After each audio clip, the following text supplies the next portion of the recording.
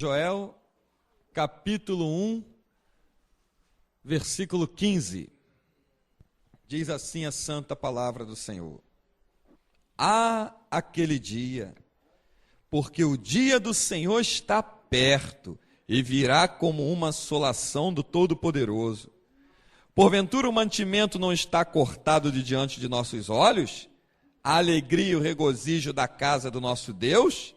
A semente apodreceu debaixo dos seus torrões, os celeiros foram assolados, os armazéns derribados, porque se secou o trigo.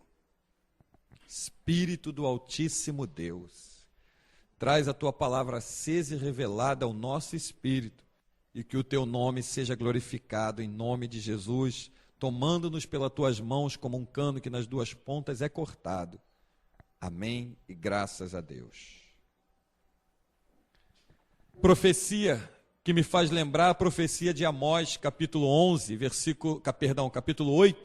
versículo 11.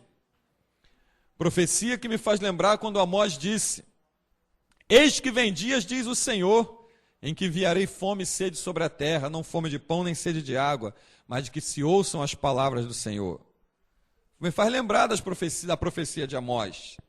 Joel está dizendo aqui, há aquele dia. Que dia é esse? Dia do arrebatamento da igreja. Porque o dia do Senhor está perto e virá como uma assolação do Todo-Poderoso. Aí ele vem falando dos mantimentos que foram cortados. O que é o mantimento sendo cortado? A palavra de Deus começou a deixar de ser pregada. E ele fala que se apodreceu debaixo dos torrões. O que são os torrões? São as tradições humanas que sufocam a palavra. As pessoas por aí impõem mais costumes para dentro da igreja do que regras e ordenanças de Jesus. Os costumes sufocam a palavra. Ninguém tem vida com Deus por sustentar costume. Você só tem vida por Deus por andar na palavra. Aí você tem vida com Deus. Aí ele diz, os armazéns foram derribados. Sabe o que são os armazéns? Onde estão os armazéns? Os armazéns são a igreja. As igrejas estão destruídas nos últimos dias. Templos suntuosos levantados, construções de prédios grandes, estão demolidos espiritualmente, estão derrubados, estão caídos. Só tem fachada e aparência humana. Presença de Deus, palavra de Deus, foram cortadas desse lugar, foram tiradas desse lugar. E aonde o povo vai se alimentar? Aí o povo está com sede, com fome da palavra, vêm os falsos mestres e começam a ditar regras para dentro da igreja. Regras não que o Senhor Jesus mandou, porque eles são falsos, regras que convêm a eles. Aí, como Pedro escreve, lá em 1 Pedro, capítulo 2, quando Pedro deixa escrito, e muito bem escrito, diga-se de passagem, a respeito deles, 1 Pedro, capítulo 2, 2 Pedro, capítulo 2, onde Pedro deixa bem claro e bem escrito a respeito deles, sobre os falsos mestres, e também houve entre o povo falsos profetas, como entre vós haverá também falsos doutores, que introduzirão encobertamente heresias de perdição e negarão o Senhor que os resgatou, trazendo sobre si mesmos repentinas perdição, e muitos seguirão as suas dissoluções, pelo quais será blasfemado o caminho da verdade, e por avareza farão de vós negócios, com palavras fingidas, sobre os quais já de largo tempo não será tardia a sentença, e a sua perdição não dormita. Joel profetizou que os armazéns foram derrubados, que os celeiros foram cortados, a despensa do celeiro foi cortada, a comida. Apodreceram-se a semente debaixo dos torrões. Amós profetiza dizendo que nos últimos dias o Senhor vai enviar fome e sede sobre a terra. E aí vem Pedro dizendo que os falsos mestres vão fazer de vós negócios com palavras fingidas. Por quê? Porque dentro da alma e do espírito do ser humano há uma fome insaciável, uma fome descomunal pela palavra de Deus. Por isso que os falsos mestres estão prevalecendo sobre o povo. Por quê? Sobre o povo que não quer e não tem a Bíblia como sua regra de fé. Porque os falsos mestres dizem que tem a comida, mas eles têm uma comida contaminada e apodrecida por bichos, que são seus próprios conceitos humanos. E essa comida contaminada e apodrecida por bicho, espiritualmente te falando, não vai alimentar a vida de ninguém. Não vai alimentar. Joel profetizou, olha quantos anos se passaram para Pedro profetizar, semelhante ao que Joel profetizou. Acabou-se a comida. A palavra de Deus está sendo deixada de lado. Qualquer mercenário, ladrão que se apresenta numa esquina, consegue arrebanhar uma multidão de pessoas que eu prefiro dizer assim, inocentes. Inocentes. Com a Bíblia na mão e continuam sendo inocentes. Por quê? Porque não entenderam que o povo, esses falsos mestres, eles são amantes de si mesmo. Eles veem o povo como uma grande massa de manipulação e de negócio. E ainda por cima com palavras fingidas.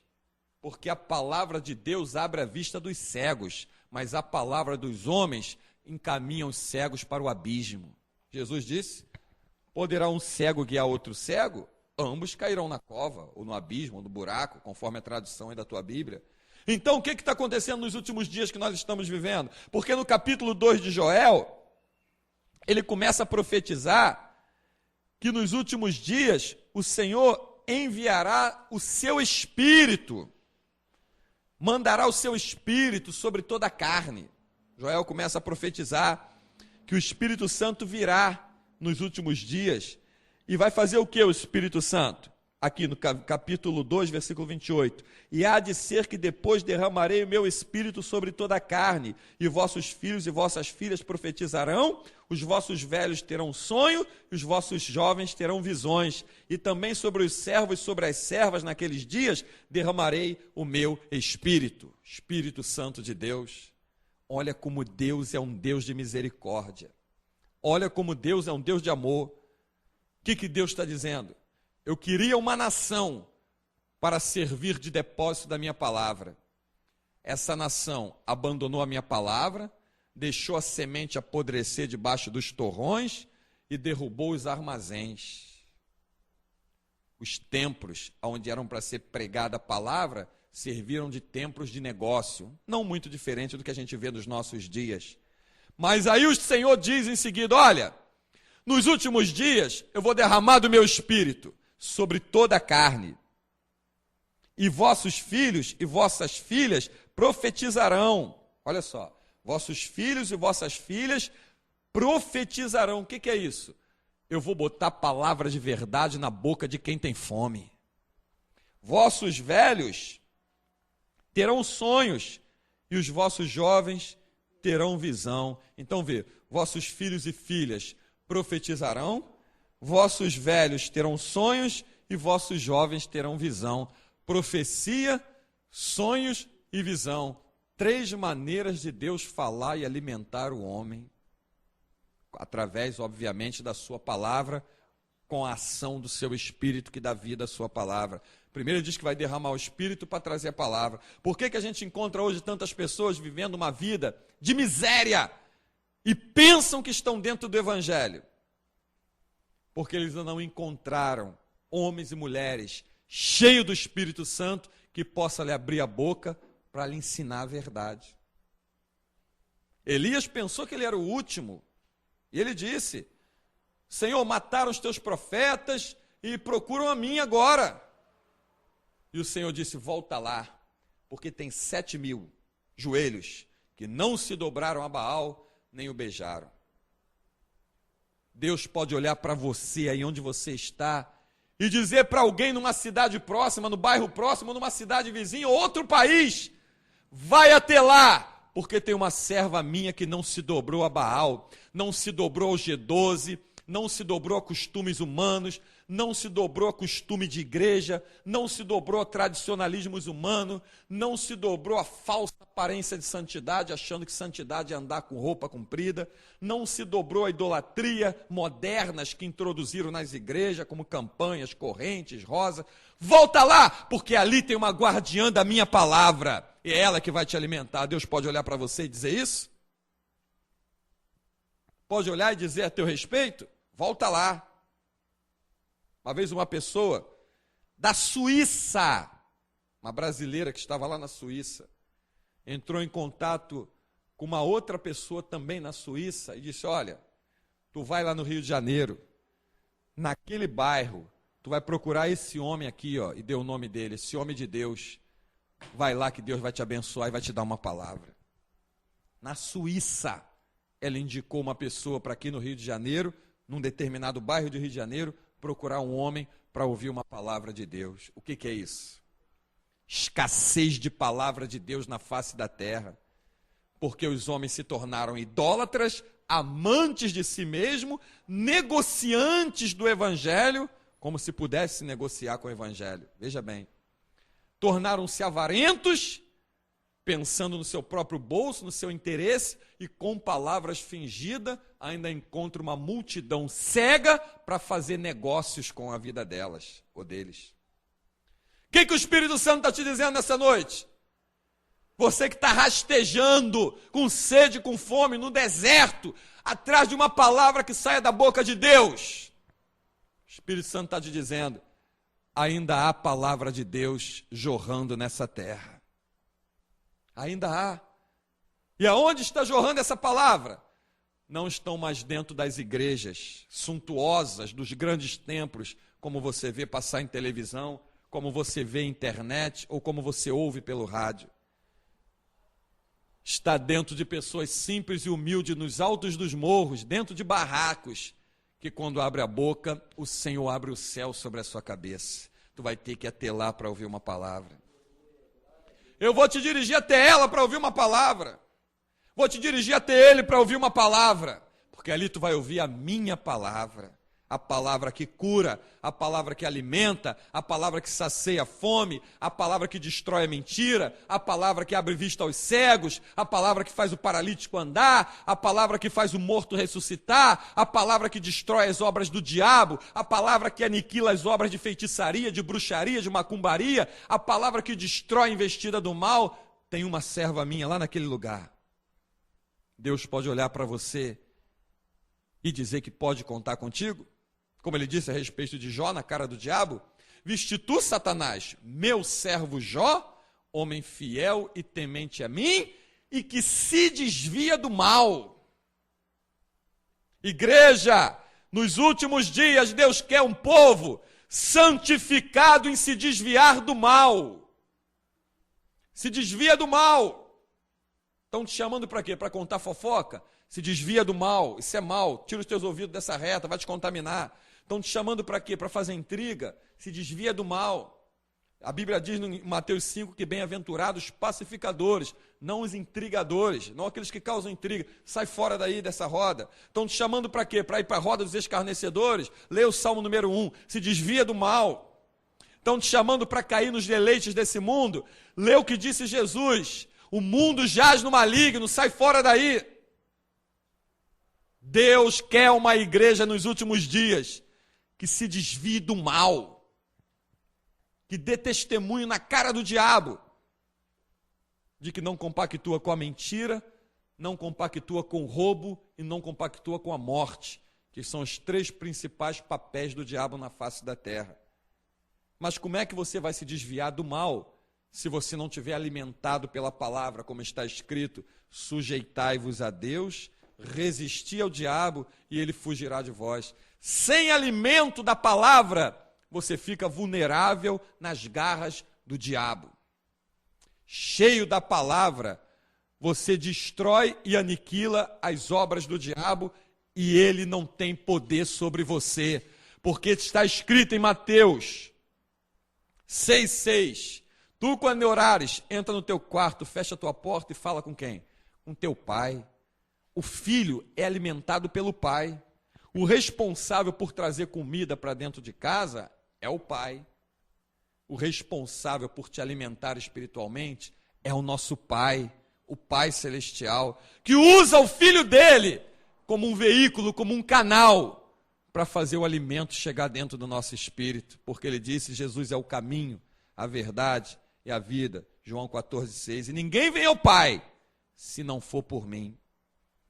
Tu não vai ao Pai através de filosofias humanas, tu não vai ao Pai através de costumes humanos, tu não vai ao Pai através de ideologia de homem, tu não vai ao Pai através de homens de terno e gravata, tu não vai ao Pai através de faculdade, tu não vai ao Pai através de doutorado, você vai ao Pai através de Jesus, o único caminho, a única verdade e a única vida que pode te conduzir a Deus.